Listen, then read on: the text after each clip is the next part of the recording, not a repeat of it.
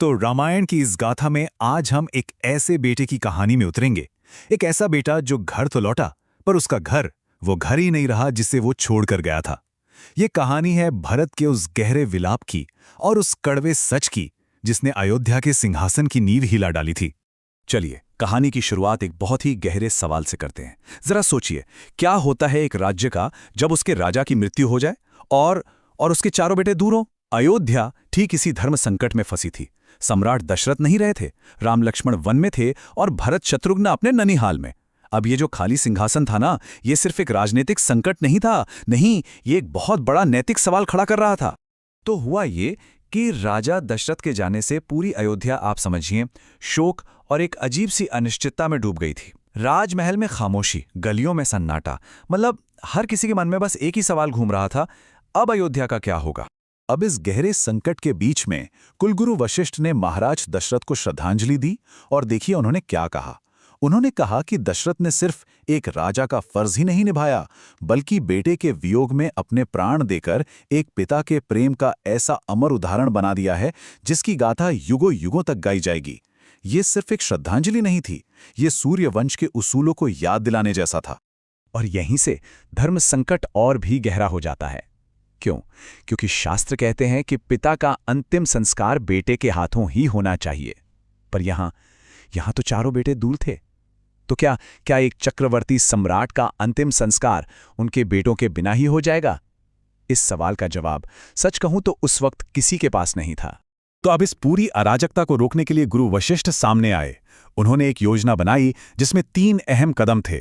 पहला, महाराज के शरीर को औषधीय तेल की एक नाव में सुरक्षित रखना। दूसरा, भरत और शत्रुघ्न को बुलाने के लिए फौरन दूत भेजना। और तीसरा, जब तक वो नहीं आते तब तक के लिए राजकाज का जिम्मा आर्य सुमंत्र को सौंपना। ये अयोध्या को बिखरने से बचाने की एक बहुत जरूरी कोशिश थी। चलिए, अब कहानी का रुख अयोध्या से दूर के देश की ओर करते हैं। वहां भरत और शत्रुघ्न अयोध्या में जो कुछ भी हो रहा था उस हाहाकार से बिल्कुल अनजान थे। लेकिन भरत का मन पता नहीं क्यों किसी अनहोनी की आशंका से पहले से ही बेचैन था। उसी रात भरत ने एक बहुत ही भयानक सपना देखा। सपने में क्या था? उनके पिता महाराज दशरथ बिखरे हुए बालों के साथ एक पहाड़ से सीधे गोबर के गड्ढे में गिर रहे हैं। सपना यहीं नहीं रुका।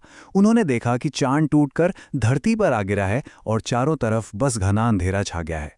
जाहिर है, इस सपने ने उनकी बेचैनी को और भी ज्यादा बढ़ा दिया। और अगले ही दिन अयोध्या से दूत पहुंच गए। अब देखिए, उन्होंने गुरु वशिष्ठ की आज्ञा का पालन करते हुए कितनी सावधानी से बात की। उन्होंने सिर्फ इतना कहा कि कुल गुरु वशिष्ठ ने आपको एक बहुत जरूरी काम से फौरन अयोध्या बुलाया है। बस इतना ही। महाराज के निधन या राम के वनवास के बारे में एक लफ्ज भी नहीं कहा, ताकि भरत रास्ते में ही शोक में न डूब जाएं। तो जब भरत और शत्रुघ्न अयोध्या पहुंचे ना, तो नगर का हाल देखकर वो सच में हैरान रह गए। सड़कों पर वो रौनक, वो चहल पहल थी ही नहीं। लोगों के चेहरे लटके हुए थे और पूरे राजमहल में एक अजीब सी उदास खामोशी छाई हुई थी। ये वो अयोध्या बिल्कुल नहीं थी जिसे वो छोड़कर गए थे। एकदम बेचैन होकर भरत अपने पिता को ढूंढने लगे, पर वो कहीं नहीं मिले। आखिर में वो अपनी मां कैकेयी के कमरे में पहुंचे, शायद इस उम्मीद में कि पिता वहीं होंगे। लेकिन उन्हें क्या पता था कि वहां उनका सामना जिंदगी के सबसे कड़वे सच से होने वाला था। जब भरत ने बार बार पूछा तो कैकेयी ने बड़े ही दार्शनिक अंदाज में जवाब दिया। बोली, पुत्र, तुम्हारे पिता उस गति को प्राप्त हुए हैं जो हर धर्मात्मा को मिलती है। और बस इन्हीं शब्दों के साथ उसने राजा दशरथ की मृत्यु की खबर भरत को दे दी, एकदम सिरे सीधे। ये सुनते ही भरत पर तो जैसे आसमान ही टूट पड़ा। वो जमीन पर गिरकर बिलखने लगे, विलाप करने लगे। और उनका सबसे बड़ा डर जानते हैं क्या था? यही कि वो अपने पिता के अंतिम दर्शन भी नहीं कर पाए। ये पछतावा उन्हें अंदर ही अंदर जला रहा था। फिर भरत ने पूछा कि क्या भैया राम पिता के पास थे? और कैकेयी ने बता दिया कि राम तो वन चले गए हैं। बस ये सुनना था कि भरत का दुख अब शक और गुस्से में बदलने लगा। उनके मन में आया कि ये सिर्फ एक मृत्यु नहीं है, इसके पीछे कोई बहुत बड़ा षड्यंत्र है। भरत का दुख अब पूरी तरह से गुस्से में बदल चुका था। उन्होंने प्रतिज्ञा ली, जिसने भी ये साजिश रची है ना, मैं उसे जिंदा नहीं छोड़ूंगा। वो बेचारे इस बात से बिल्कुल अनजान थे कि ये साजिश रचने वाला कोई और नहीं, बल्कि उनकी अपनी मां थी। और फिर फिर आया कहानी का सबसे बड़ा, सबसे चौंकाने वाला मोड़। जब भरत ने पूछा कि ये सब किया किसने, तो कैकेयी ने बड़े गर्व से कहा, हाँ, मैंने ही महाराज से वो 2 वचन मांगे थे। उसे तो लग रहा था कि भरत राज्य पाकर खुश हो जाएगा। कैकेयी ने फिर अपने दोनों वरदानों का राज खोला। पहला वरदान भरत के लिए अयोध्या का राजपाट और दूसरा राम के लिए 14 साल का वनवास। यही वो 2 वरदान थे जिन्होंने पूरे सूर्यवंश का भाग्य ही पलट कर रख दिया था।